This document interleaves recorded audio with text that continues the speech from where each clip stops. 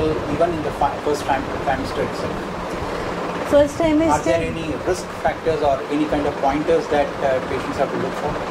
See, first trimester, usually if she has a very strong family history of diabetes, if her mother's side, if her parents are diabetic, single parent or both the parents are diabetic, so what to do first trimester, generally we only do a fasting blood sugar along with the routine ANC antenatal investigation. If her fasting blood sugar, what we consider normal is around 110 till that time, first trimester. But if her fasting blood sugar is a little on the higher side, then we do her HbA1c. Her glycosylation, last 3 months reading. So if that is also on the higher side, so she has more than 90% chances of developing gestational diabetes in this pregnancy. And in terms of percentages, how many actually become permanent diabetics? 50%. Gestational diabetics, more than 50% will become permanently type 2 diabetics. They become.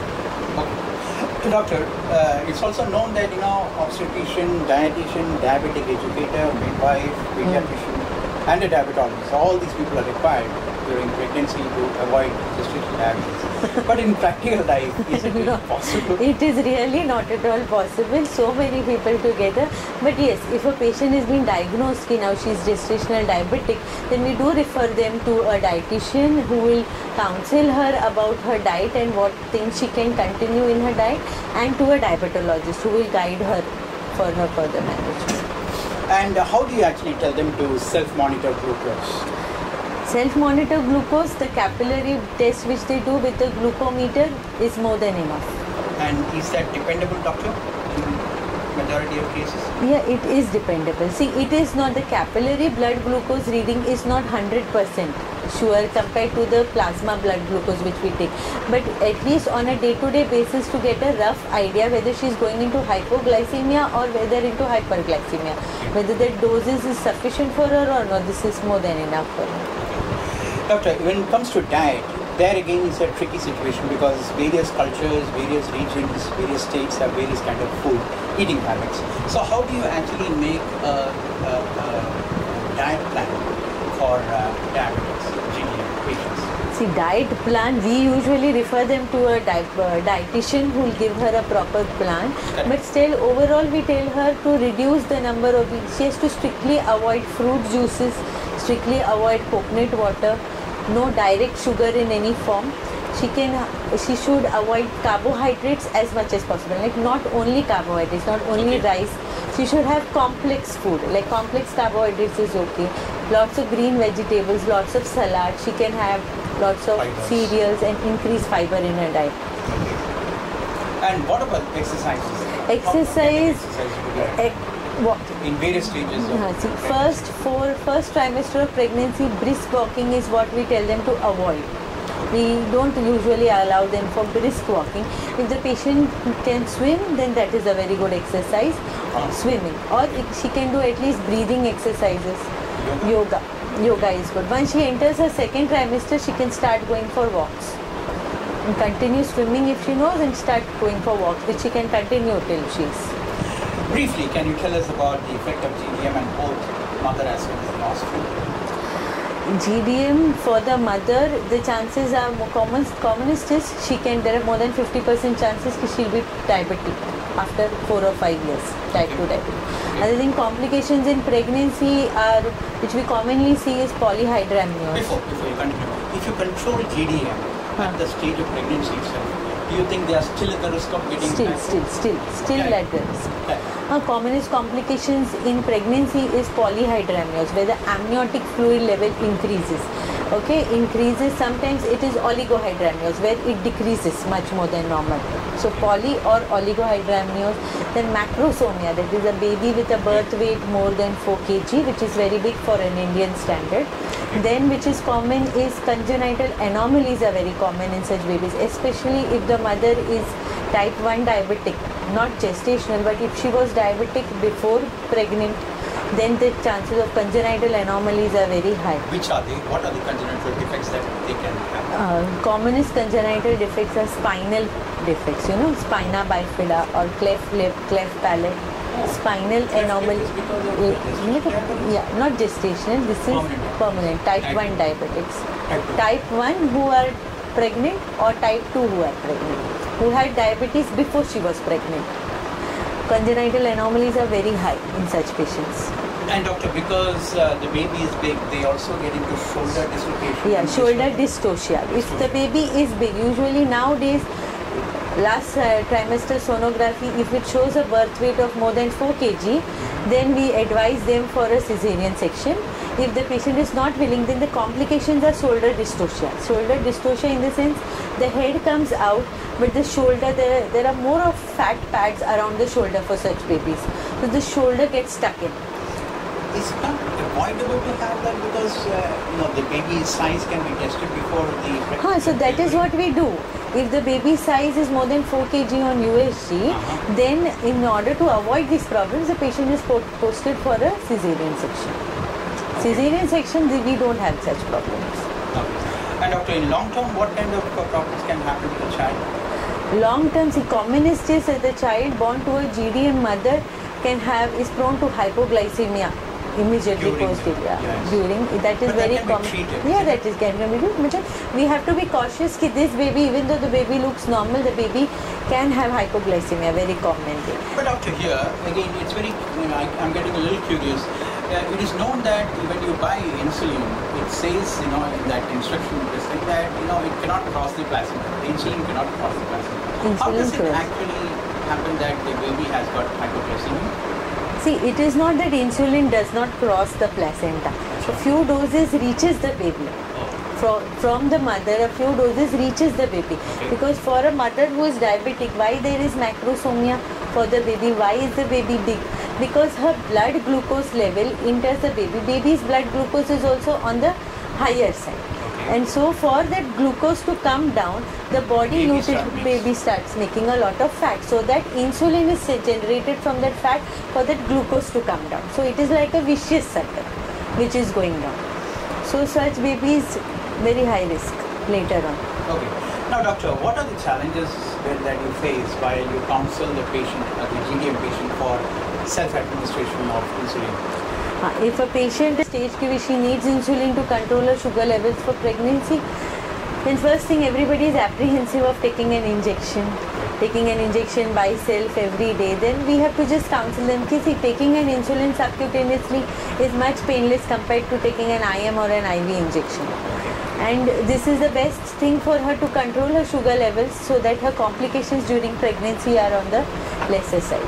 So just counseling them and giving them like 1 or 2 shots under supervision, and then they are okay with it. And just counsel them about hypoglycemic episodes, like suppose she has hypoglycemia, then what she should do. She should keep something sweet with her always. So because you never know, pregnancy, blood glucose level fluctuates a lot. Sure.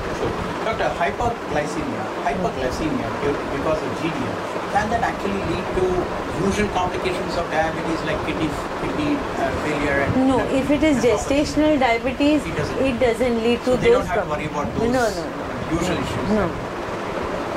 Doctor, now can you tell us about what is the weight gain that patients have to look for during pregnancy?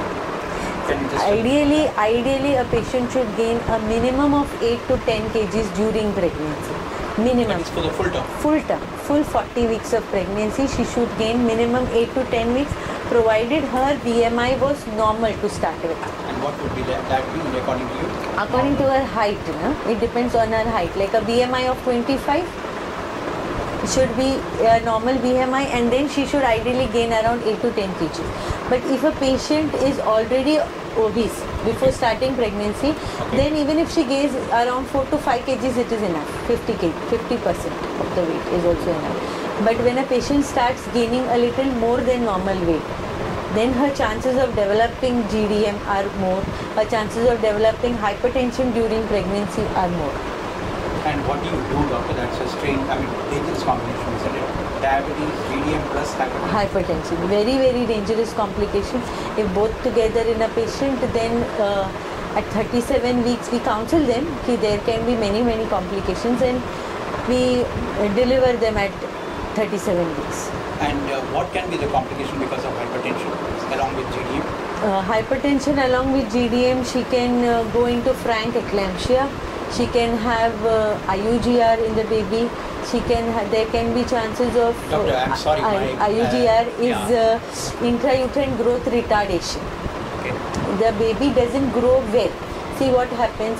Diabetes, the baby becomes big. Correct. But with hypertension, because of decreased blood flow from the uterus to the baby, the growth is restricted. So the baby's growth becomes on the lesser side. So babies who have IUGR have more complications. In the sense, the fluid becomes less. So they have oligohydramnios. When the fluid becomes less, the chances of fetal distress, that is the baby's heartbeat fluctuating, become more. When that chances increase, when the baby goes into distress in utero, then the chances that the baby will pass motion inside the uterus become very high. That is, the baby passes stools inside. And when the baby will pass stool inside, the stools are ingested by the baby. Because the baby swallows the fluid and passes urine. The same thing, which he passes urine, he swallows. So that same fluid, when it enters inside and those stools, it causes very bad infection. So such babies, 100% they have to be admitted into a neonatal intensive care unit. Very Doctor, if so much of complications happen, actually when do you take that call? Of course, it may not be entirely your call, but the gynecologist, the diabetologist also. When do you take that call when you say, this pregnancy cannot go further? See, suppose at any stage of pregnancy, now usually if both these complications are together, patient comes for checkup every 15 or 20 days, and suppose on routine checkup, if we feel that her uterus is not growing in correspondence to her pregnancy weeks, that is either it is too much or it is on a lesser side, then we send them for a sonography guided Doppler studies. Doppler studies will tell us about the blood flow from the maternal to the fetal side. If the Doppler is showing abnormality, like Doppler also abnormality has grades like mild, moderate, severe. If it is mild, we can intervene with some medicines which can increase the blood supply. But if it is moderate, then we have to monitor her vigilantly with a color Doppler, that is a sonography guided Doppler, every 15 days, and she has to keep a strict count of the baby's movements, a fetal kick count. She has to keep it very strictly. If we feel that the kick count is decreasing, or the Doppler is going from mild, it has become moderate, or moderate is becoming severe, then we have to terminate the pregnancy, because if we still wait, then it results in a fetal death. So that Doppler is very important, and the fetal kick count which the patient keeps is also very, very important. Doctor, which means that the life of the offspring itself is in danger. Yeah, very much. But at the same time, does it also cause mother's health? See, when diabetes and hypertension both together, chances of maternal complications also are very, very high.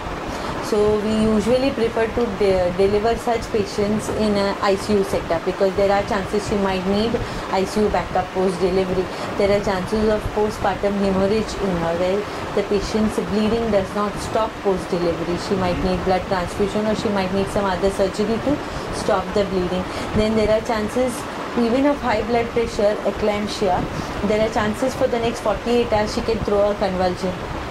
She can have some embolus, she can have a fluid embolism. There are very high chances. So even if everything is in the lungs. Yes, lungs. Even if everything is normal, we keep them in the ICU for observation at least for 24 hours. Combination Doctor, of both. I have a lot more questions, but we are completely run out of time. In 20 seconds, can you tell us what is the message for women suffering from GDM from you as a gynecologist? Message is, there is nothing to lose hope. Only thing, improve your lifestyle, take care of your diet, exercise, and your weight should be within normal level. Your checkups should be regular, and follow all the instructions which your gynecologist gives. And if everything is fine, there are many patients who deliver normally also, normal healthy babies also. And if even after delivery, if her lifestyle is normal, she will be in the other 50% who will not become diabetic. So it's best to remain on the other side of the fence, Yes, right? yes. Thank you so much, Doctor, for being with us. Thank you.